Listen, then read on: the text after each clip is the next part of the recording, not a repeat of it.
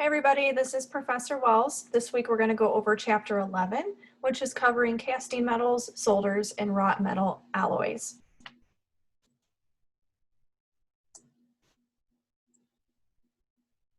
Metal alloys are the most widely used material in restorative and corrective dentistry. They generally have high strength and consequently make durable dental restorations. Dental casting alloys have been classified by the ADA as high noble alloys. These contain at least 60% by weight noble alloys, of which gold must account for at least 40%.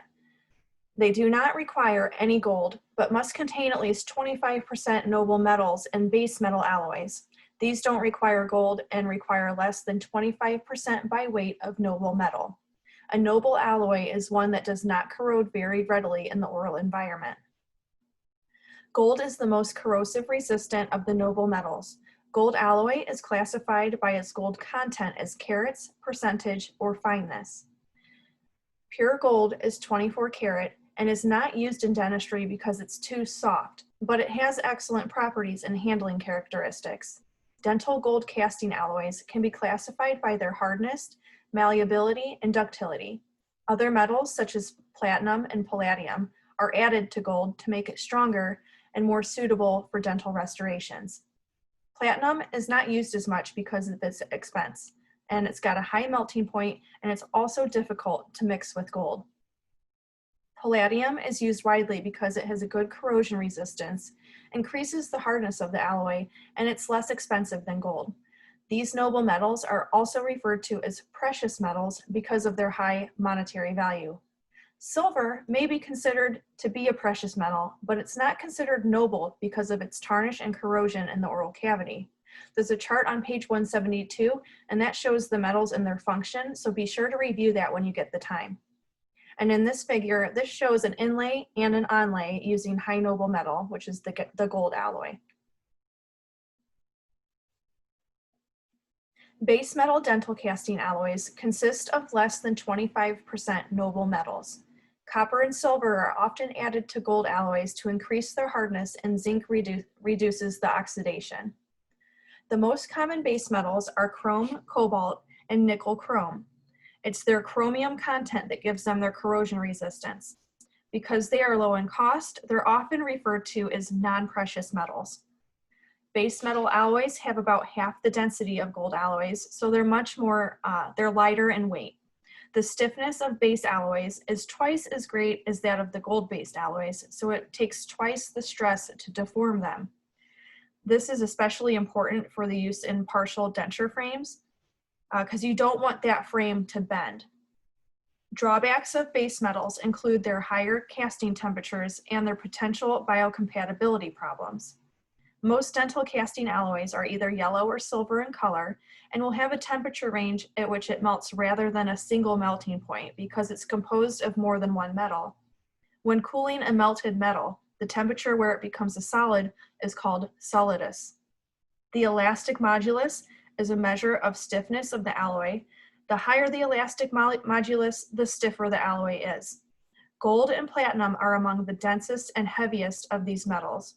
Dental casting alloys must be strong enough to resist fracture or distortion and are typically strong in both compression and tension. When the strength of an alloy is compared, it's their yield strength that is taken into consideration because this is the force that is needed to cause permanent distortion of the alloy. Typically, base metal alloys have a greater yield strength than the gold alloys. Alloys with low yield strength will be softer. A hard alloy will be more resistant to denting or scratching and is more difficult to polish. Everything starts at the lab with an impression taken by either the doctor, assistant, or even us hygienists, and it's taken of the patient's teeth. From the impression, a model is made. The lost wax technique consists of buildup of the unit in wax to an exact replica of the desired crown or substructure. I'm going to post a video for you guys to watch. So this will be in the module, and I'll have it labeled Lost Wax Technique video.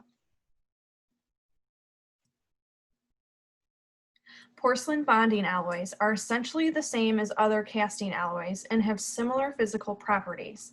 They're classified as high noble, noble, and base metal alloys. Minor changes in their composition make them compatible with dental porcelains. They must withstand the high temperatures at which porcelain is fired. PFM crowns have a metal substructure that is covered with layers of porcelain. This substructure, aka coping is what it's called, must be at least 0.3 millimeters thick to prevent distortion at high temps and must be convex in shape with no sharp angles. For porcelain to bond to metal after the substructure is cast in metal, it's heated at a high temperature and this forms oxides on the surface of the metal. And this process is called degassing. The porcelain will then bond or fuse to these surface oxides. The porcelain and oxidized metal are heated or fired at a high temperature, and then they chemically fuse together and mechanically interlock. So really, the porcelain doesn't fuse to the metal. It actually fuses to those metal oxides. Partial denture frameworks are made from base metal alloys with minor quantities of noble elements. These base metals include nickel, titanium, chromium, aluminum, cobalt, vanadium, iron, beryllium, molybdenum, gallium, and carbon. The chromium content gives these metals their corrosion resistance.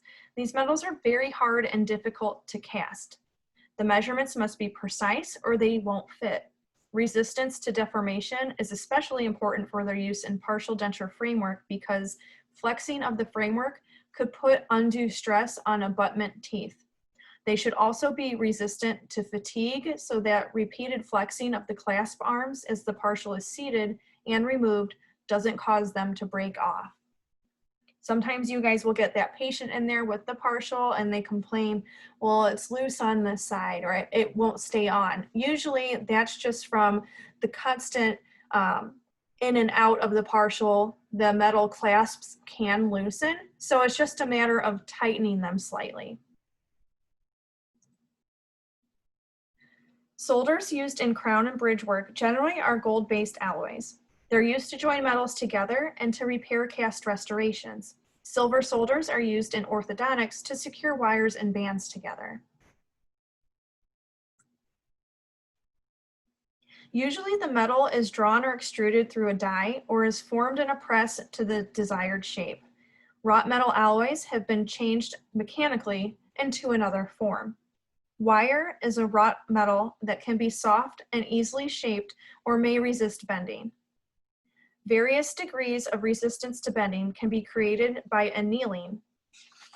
Orthodontic wires are the most commonly used in dentistry and composed mostly of base metals. Orthodontic wires are also wrought metal alloys, commonly made of stainless steel, cobalt, chrome, nickel, titanium, or an alloy of nickel and titanium called nitinol. Orthodontic brackets and bands are bonded or cemented onto the teeth, and they retain the arch wire that the orthodontist has shaped.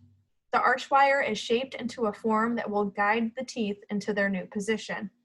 Orthodontic bands are formed from a stainless steel alloy and are preformed or formed at chairside by the dentist.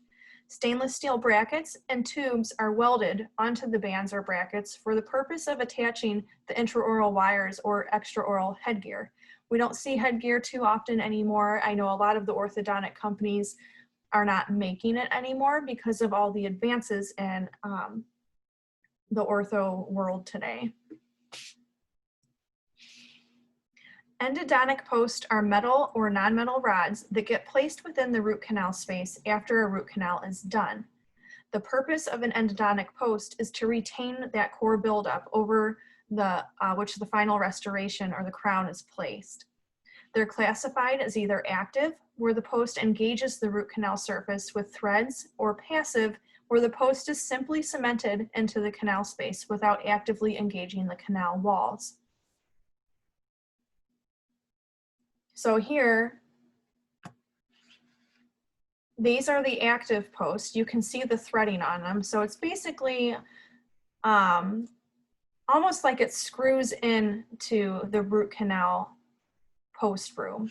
And then the ones over here, you can see these fiber posts. They don't have any threading on them. That's one that just gets cemented in there, and it's just there to maintain that buildup.